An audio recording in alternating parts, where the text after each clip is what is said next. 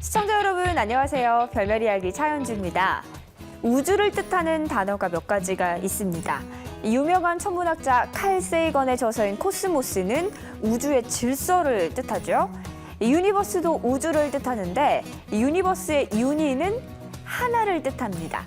이 유니버스는 우주가 우리 우주 단 하나만 존재한다라는 의미죠. 그런데 최근 개봉한 영화에서 또 다른 종류의 우주를 다룬다라고 하는데요. 어떤 우주일까요? 자세한 소식 오늘의 별별 뉴스에서 확인해 보시죠. 천재들이 만들어낸 세계 투모로우랜드. 이곳에서 고집불통 발명가와 호기심 많은 소녀, 최고 권력자가 흥미로운 이야기를 펼칩니다.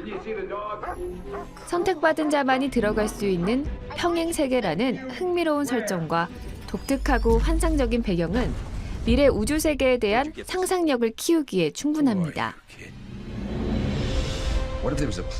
꿈과 희망을 과학과 연결시켜 평행 우주 이론, 타키온 입자, 양자 물리학 등의 다양한 현실적 이론들을 시각적으로 체험해 볼 수 있게 만든 영화입니다. Every second that ticks by, the future is running out. 지난주 개봉한 영화 투모로우랜드에서는 그동안 봐왔던 우주와는 또 다른 우주를 다룹니다. 유니버스, 하나가 아닌 멀티버스인 거죠.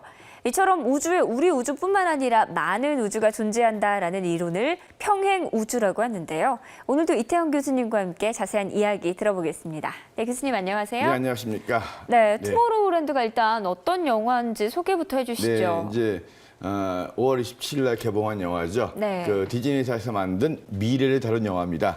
작년에 인터스텔라가 굉장히 각광을 받았죠. 네. 1억 9천만 불. 인터스텔라보다 더 많은 돈을 들여서 만든 그런 미래 영화입니다. 와. 대단하죠. 그러니까 정말 천문학적인 숫자의 돈이 들어간 영화인데요. 네. 그 먼 훗날 지구가 이 종말을 맞게 되고, 그래서 이 새로 살아남기 위해서 지구와 같은 평행 우주 속에 있는 또 다른 지구 속에 투모로우랜드를 건설해가지고 선택받은 자만이 그쪽으로 가서 살아남는다.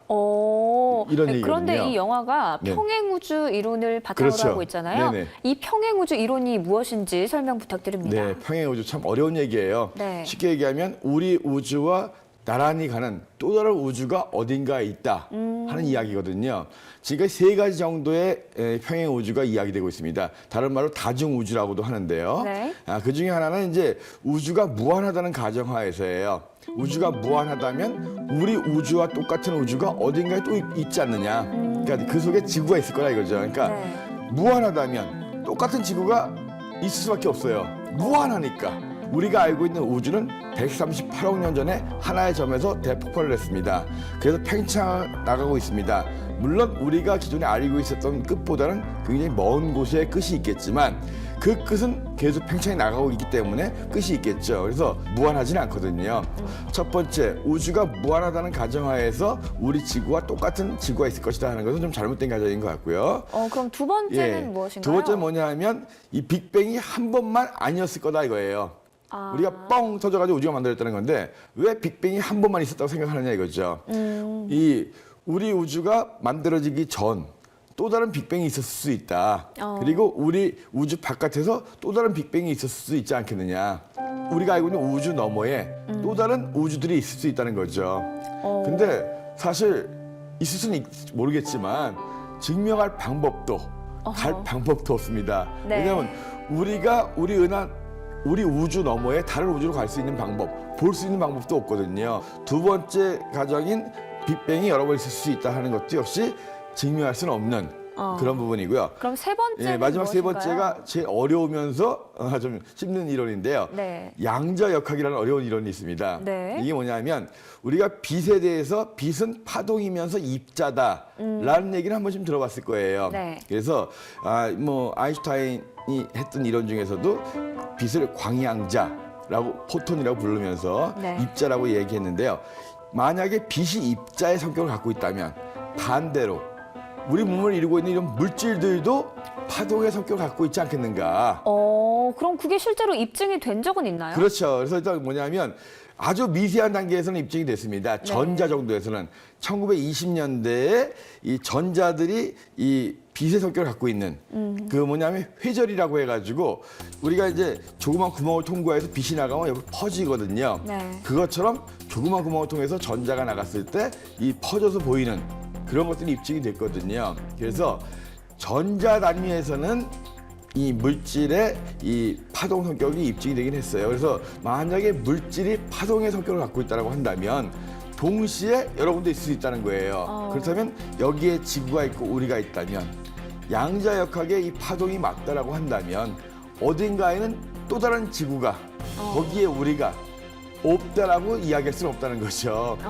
근데 이제 뭐냐면 물론 가능성이 없다라고 얘기할 수는 없겠지만 수학적으로만 나오는 이야기고 네네. 만에 하나 뭐 SF에서 많이 나오는 것처럼 이런 평행 우주, 다른 말 다중 우주지만 그런 다중 우주에 다른 곳에 지구와 같은 우주가 있고 나와 같은 존재가 있다라고 한들 나와 같은 경험을 공유하지 않았다면 네. 결코 나라고 할 수는 없겠죠. 더 중요한 건 뭐냐면 우리 지구를 멸망하지 않게끔 그렇죠. 여기도 종말이 온다고 얘기하는데 지구에 종말을 오게 만드는 가장 큰 원인은 인간입니다. 네. 이 지구는 태양이 빛나는 한 그대로 존재할 거예요. 앞으로 50억 년 동안 태양이 빛나기 때문에 우리 지구도 존재할 겁니다. 다만 이 지구의 주인이 계속적으로 인간이라는 보장은 없어요. 만약에 인간이 지구를 제대로 돌보지 않는다면, 지구를 망가뜨린다는 게 인간의 관점에서예요. 네. 인간이 주인공이 아닌 다른 세계가 올 수도 있습니다. 그래서 영화는 영화로서 즐기되 투모로우랜드를 찾는다고 애쓰지 마시고 우리 지구를 정말 살기 좋은 우리 후손에게도 물려줄 수 있는 지속 가능한 아름다운 지구로 계속적으로 유지시킬 수 있는 방법을 찾아야 될 것 같습니다. 네, 맞습니다. 언젠가 지구가 멸망할지도 모른다라는 두려움에 이런 이론도 생긴 게 아닌가 싶은데요. 다른 우주를 또 하나 더 찾기보다는 지금 이 순간 우리에게 주어진 지구에 조금 더 충실하면서 잘 아끼면서 살았으면 좋겠네요. 우주에서 가장 밝은 은하가 발견됐습니다. 지구에서 약 125억 광년 떨어진 곳에 있으며 태양의 300조 배 이상의 적외선을 내는 우주에서 가장 밝은 은하로 보입니다. 이 은하는 중앙에 태양의 10억 배에 달하는 거대한 블랙홀을 갖고 있으며 이 블랙홀이 주변의 다양한 가스나 물질을 끌어들이며 높은 적외선을 내뿜는 것으로 추측되고 있습니다. 우주에는 약 1,000억 개의 은하가 있다고 합니다. 최근 나사는 이들 은하 중에 지금까지 인간이 관측한 가장 밝은 은하를 발견했다라고 하는데요.